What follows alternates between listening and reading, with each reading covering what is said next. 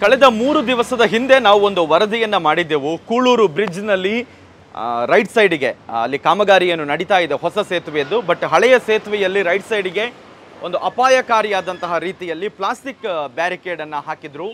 ಏನಾದರೂ ವೆಹಿಕಲ್ಗಳು ತಪ್ಪಿ ಸ್ವಲ್ಪ ಸೈಡಿಗೆ ಬಂದರೆ ಕೆಳಗಡೆ ದೊಡ್ಡದಾದಂತಹ ಸೇತುವೆ, ಹೀಗಾಗಿ ತುಂಬ ಅಪಾಯಕಾರಿ ಅನ್ನುವಂಥ ನಿಟ್ಟಿನಲ್ಲಿ ನಾವು ಒಂದು ವರದಿಯನ್ನು ಮಾಡಿದೆವು.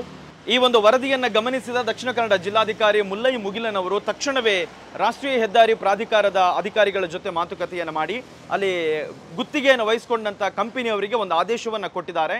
ಅಲ್ಲಿ ಬೇರೆ ರೀತಿಯ ಒಂದು ವ್ಯವಸ್ಥೆಯನ್ನು ಮಾಡಬೇಕಂತೇಳಿ ನಾವು ದೃಶ್ಯಾವಳಿಯಲ್ಲಿ ತಮಗೆ ತೋರಿಸ್ತಾ ಇದ್ದೇವೆ. ಈಗ 2 ದಿವಸದ ಹಿಂದೆನೇ ನಾವು ವರದಿ ಮಾಡಿದ್ದಕ್ಕೆ ತಕ್ಷಣದ ಒಂದು ಪ್ರತಿಕ್ರಿಯೆಯನ್ನು ಕೊಟ್ಟು ಒಂದು ಕಬ್ಬಿಣದ ತಡೆಬೇಲಿಯನ್ನು ಮಾಡುವಂತಹ ಒಂದು ವ್ಯವಸ್ಥೆಯನ್ನು ಮಾಡಿದ್ದಾರೆ. ಯಾಕಂದರೆ ಹಿಂದೆ ಇದ್ದಂಥದ್ದು ಒಂದು ಪ್ಲಾಸ್ಟಿಕ್ನ ಒಂದು ರೀತಿಯಲ್ಲಿ ಹಾಕಿದ್ರು, ಅದು ಯಾವ ರೀತಿಯಲ್ಲೂ ಕೂಡ ಸೆಕ್ಯೂರ್ ಆಗಿರಲಿಲ್ಲ. ಹೀಗಾಗಿ ಈಗ ಒಂದು ಕಬ್ಬಿಣದ ತಡೆಬೇಲಿ ಹಾಕಿದ್ದಾರೆ.